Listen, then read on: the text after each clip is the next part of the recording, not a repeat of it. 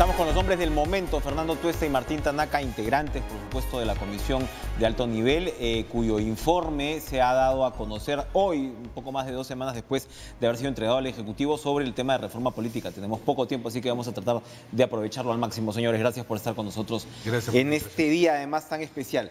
El informe es interesantísimo, plantea 12 proyectos de ley que engloban las modificaciones que, según la Comisión, debería tener el sistema político. La primera pregunta, Fernando, es, esto, bueno, ¿se va a enviar al Congreso? Porque, claro, las buenas intenciones es lo que ha marcado por el lado de proyectos de ley en la última etapa, pero ¿cómo hacemos para que el Congreso las agilice?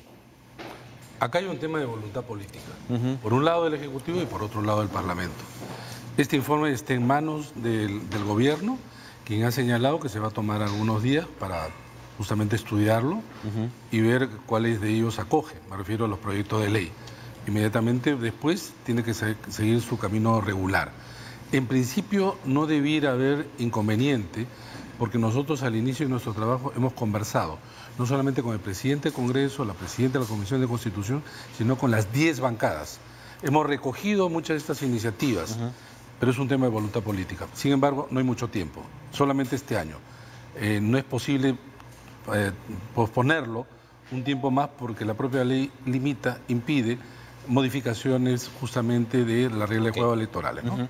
Y bueno, según lo que hemos conversado con el presidente del Congreso, Salaverry, esa voluntad estaría al menos por su lado. Martín, con respecto a lo que es inscripción de partidos, la filosofía es un poco mejores partidos, más armados, con menos requisitos para inscribirse, con menos firmas, es decir, esa es un poco la filosofía que anima al proyecto. En términos generales sí, queremos, digamos, el diagnóstico es que tenemos muchos partidos, muchas organizaciones políticas regionales, pero muy pocas representativas realmente, ¿no? ¿Y esto por qué? Porque digamos, y hemos llegado a una situación en donde la puerta de entrada a la representación política es una puerta que pone requisitos muy complicados para los que quieren hacer política en serio, pero que es relativamente permisiva si es que recurres a prácticas vedadas, como la falsificación de firmas, la compra de firmas. Hay que preguntar al señor Cavazza, si no. Así es. Entonces, no es un buen filtro para que entren los que tienen que entrar. Y luego, la puerta de salida está también cerrada, digámoslo así, porque los partidos que no son representativos no son depurados y se siguen quedando en el sistema político. Y sigue siendo una combi, ¿no? Y sigue una combi y la política se mercantiliza, ¿no? Entonces, de un lado, entonces estamos flexibilizando en cierto modo el requisito de entrada, pero también estamos poniendo algunas vallas que los partidos verdaderamente representativos van a poder pasar y los partidos que son militantes y demás. Todo. Exactamente, pues van a irse depurando con el paso del tiempo, ¿no? Fernando, acláranos el tema de las elecciones de la democracia interna. Cuando hablamos de elecciones abiertas, es que cualquier ciudadano va a poder ir a votar para la conformación de las listas del partido X, ¿o estamos hablando solamente de militantes? No, estamos hablando de ciudadanos en general. La idea en realidad es transformar las elecciones internas en verdaderas elecciones democráticas internas. Es decir, convocar a la ciudadanía. La ciudadanía ha tomado distancia de la política. Nosotros decimos, mientras más distancia entre sus representantes, estos a su vez no solamente se desvinculan, sino pueden hacer lo que hacen. La ciudadanía tiene que incorporar la necesidad de participar y estamos dando esa posibilidad a través de la propuesta. Entonces, elecciones internas, referida a los partidos, que sea además abierta, es decir, cualquier persona va a poder votar en cualquier elección. En cualquier elección sola, yo puedo... pero una sola.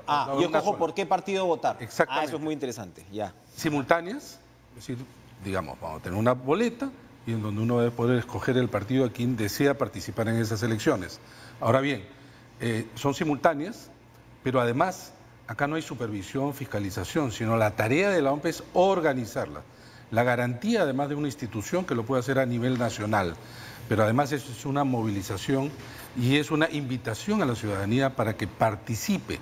Es decir, los ciudadanos no solamente deben de criticar, sino deben ser parte de esta transformación, de esta reforma. 20% de tope de invitados, hay un tema de paridad. Martín, el tema del financiamiento público, ¿se toma, digamos, cuerpo lo que se había votado en el referéndum en términos de que haya pues un mayor protagonismo del financiamiento público para las campañas.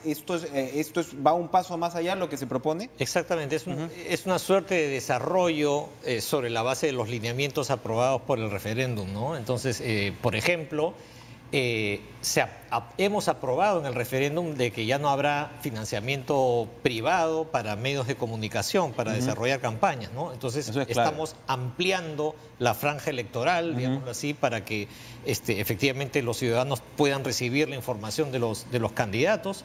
Luego también estamos haciendo más exigente, digámoslo así, el control y la fiscalización de los aportes privados permitidos, ¿no es cierto? Estableciendo topes más exigentes para la bancarización, la existencia de cuentas partidarias que sean observables por los organismos electorales, incorporar al Código Penal el delito de financiamiento ilícito de las campañas, ¿no es cierto? Entonces la idea es que ahora los partidos sean más fuertes, descansen más en el financiamiento público, y entonces se evite, digámoslo así, la tentación de recurrir al financiamiento privado que abre la puerta a presiones indebidas, ¿no? Fernando, el tema de la racionalización de la cuestión de confianza, la censura ministerial y la disolución del Congreso cambia en realidad la forma de cómo la política se ha llevado, sobre todo en los últimos años. Los problemas que hemos visto en los últimos años tienen mucho que ver con todo esto.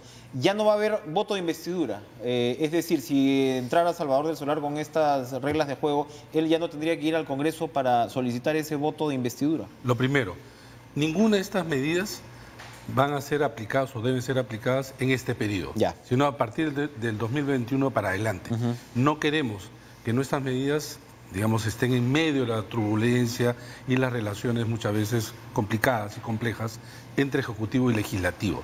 Es a partir del 2021. Entonces, no puede ser visto como preferimos, digamos, inclinamos estas medidas a favor de un poder del Estado. Lo que queremos es, para empezar, reducir estos componentes de un presidencialismo con instrumentos de lucha y que nos puede llevar a la ingobernabilidad. Entonces, lo que tú señalas. Es un sistema esquizofrénico un poco el que tenemos ahora. Pero además con mecanismos de los sistemas parlamentarios europeos. Claro, se supone que eres presidencialista, pero tienes todas estas herramientas. No, en América Latina ni en Estados Unidos hay figuras como la disolución de Congreso, censura del gabinete, incluso no existe siquiera la figura de primer ministro, ¿no? Pero entonces, lo que hacemos, lo que señalamos ahora es que se presenta el Consejo de Ministros futuro, digamos, a partir del 2021, y no debe ser tomado para solicitar un voto de confianza, llamado también de investidura, sobre todo en Europa. Simplemente se presenta allí. Luego, las cuestiones de confianza no van a ser por ministro, sino por el conjunto del gabinete, pero también las censuras.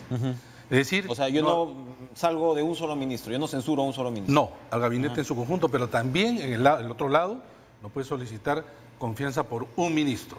De tal manera que estamos sacando dos bloques que han posibilitado trepar el conflicto hasta niveles de, digamos, peligro de gobernabilidad.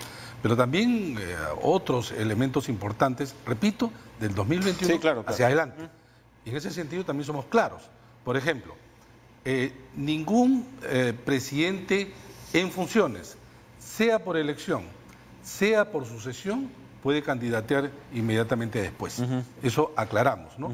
Porque se ha estado además especulando, ese tipo de posibilidades. Pero entonces, en el equilibrio de poderes y en esta relación siempre compleja, también cosas como esta.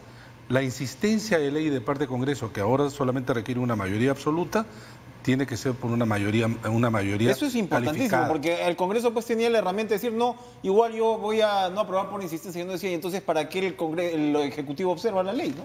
Efectivamente, pero además nos ponemos a la altura de muchos países, para empezar en Estados Unidos. Tú requieres 2/3 partes, perdón, de la votación de las cámaras para poder insistir, ¿no?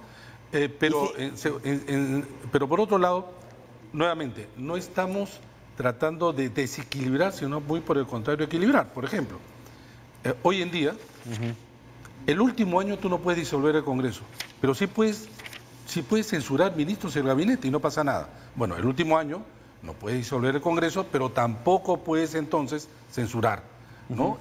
Tratamos entonces de recomponer en vías para mejorar este diseño presidencialista con una serie de problemas que justamente que la pugna no se tome, pues, el trabajo político a lo largo de los 5 años, además.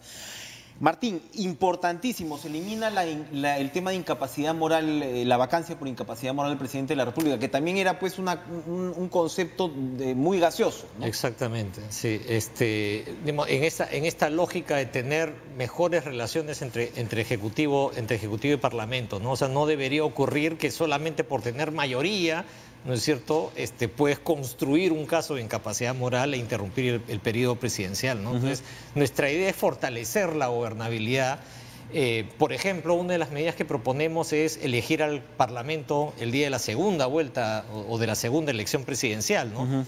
Y, digamos, en cierto modo, incentivar a la concentración de la votación en las principales opciones. Eso fortalece un poco al presidente, pero al mismo tiempo estamos proponiendo, por ejemplo, la renovación de la mitad de la Cámara de Diputados a la mitad del periodo, de manera tal también de contrapesar lo que podría resultar un poder excesivo del lado del Ejecutivo. Entonces, hemos tratado de tener entonces... de quitarle cosas a los dos que podrían hacer escalar los conflictos y al mismo tiempo tener una relación equilibrada entre ambos. Ya se nos ha terminado el tiempo, ya se ha introducido el tema, por supuesto, de la bicameralidad, que seguramente tendremos conversaciones posteriores, ¿no?, para poder entender. Pero, Fernando, para cerrar, el tema que tú has tratado mucho, además, este asunto de la segunda vuelta, que el Congreso vaya en la segunda vuelta presidencial, ya no en la primera. Es muy interesante porque, claro, no vas a tener lo que has tenido ahora, pero por el otro lado no hay un riesgo ahí de atomizar la participación política, es decir, que la mayoría de partidos no tengan pues votación o no tengan representación parlamentaria cuando ya se define la segunda vuelta. No, muy por el contrario. El balotage o segunda vuelta es un invento, digamos, francés. En Francia lo que tú haces es votar en 2 vueltas el presidente de la República y 2 semanas después la Asamblea Nacional. La idea es que el elector sabe, en primer lugar, si ya tiene un presidente, o de lo contrario, 2 que luchan por la presidencia. Entonces, a través de ellos, el ejercicio de un voto mucho más estratégico. Ahora no. El momento en que tú votas en primera vuelta, no sabes quién es el presidente. No sabes cómo va a ser la relación del presidente. Y es lo que se ha denominado pues un voto ciego, ¿no? Entonces, la idea de, además, limpiar en términos incluso también comunicativos y de campaña. En una segunda vuelta solamente vas a tener 2 candidatos, pero además en este proceso que también ha señalado Martín, en donde se debe de limpiar de aquellas organizaciones que en la práctica no lo son, vamos a tener menos partidos, asumimos que mejores candidatos, pero también con un debate público mucho más claro para que el propio elector tenga ese beneficio de poder escoger mejor. Interesantísimo. Yo les agradezco la capacidad de síntesis. Se nota que ustedes han realizado la propuesta y ojalá se apruebe tan rápido como hemos desarrollado esta entrevista. Gracias, Fernando y Martín Tanaka, por acompañarnos. Vamos a seguir discutiendo de este tema pues en las próximas semanas, pero mañana es la interpelación del ministro Vicente Ceballos y regresamos con el congresista Marco Arana.